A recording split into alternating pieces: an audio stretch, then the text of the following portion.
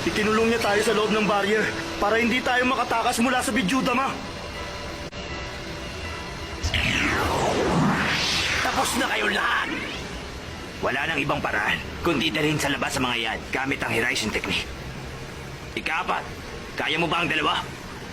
Dahil hindi natin sila pwedeng markahan, isa lang ang mailalabas ko. May naiisip pa akong isang paraan. Pwede nating... Binabalak nyo ba na ilabas ng barrier na yan yung mismong tangkay? Sa tingin nyo, hayaan ko yun. Walang dapat na makaligtas sa inyong lahat. Ama! Meron po ako naisip na paraan, kaya lang hindi ko alam kung gagana. Pwede po ba kayong makipag-fist bump sa akin?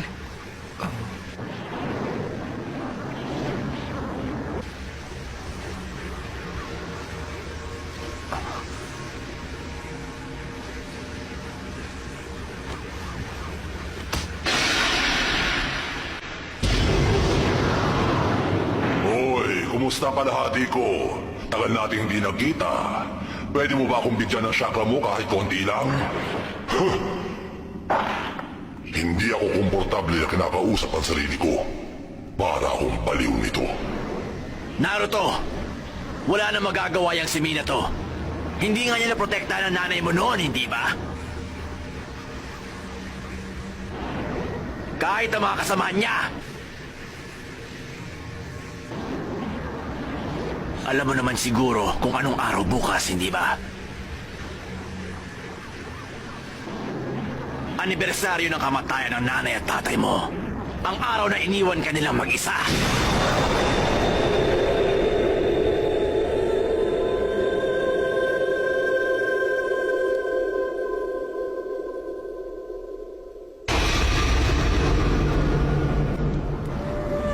Alam mo, sa mundong ito, kapag namatay ka, tapos na ang lahat. Oo nga, ano. Kung ganon, ibig sabihin, araw din yung nakapanganakan ko.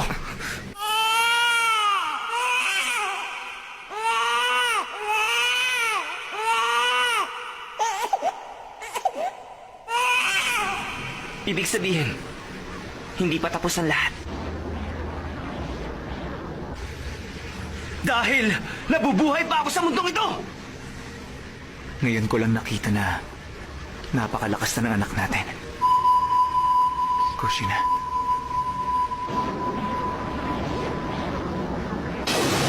Ngayon na po! Ama! Oo, sige!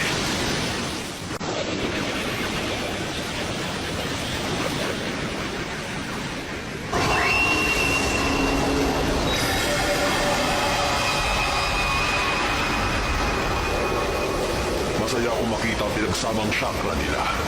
Nasabik ako sa pagkikita nila. Ano ka ba? Dati rin tayong magkasama at iisa, hindi ba?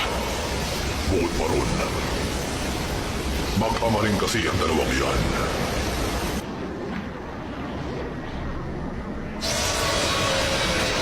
Plano niya tayong ikulong. Sa kanya tayo pasasabugin gamit ang 4 na Vidyudama. Ano lang gagawin natin? Hindi nga pala nakalusot yung Vidyudama sa barrier na ginawa ng mga Hokage.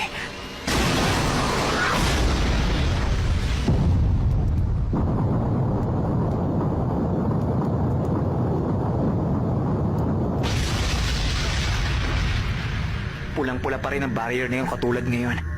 Ibig sabihin, maaaring kasing tibay din ito ng barrier kanina na ginawa ng mga Hokage. Sa lagay naming lahat ngayon, imposible na makaligtas pa kami rito. Kaya naman,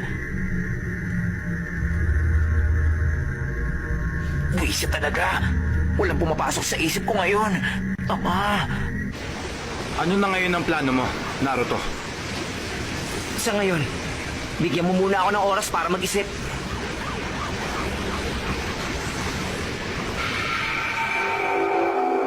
Ipapaliwanag ko po yung naisip namin ni Kurama. Pagkatapos, sabihin niyo po sa akin kung ayos lang ba yun sa inyo. O sige anak, makikinig ako sa'yo.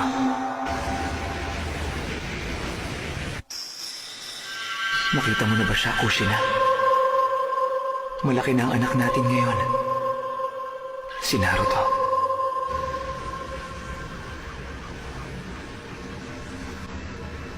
Patawarin mo ako, Naruto.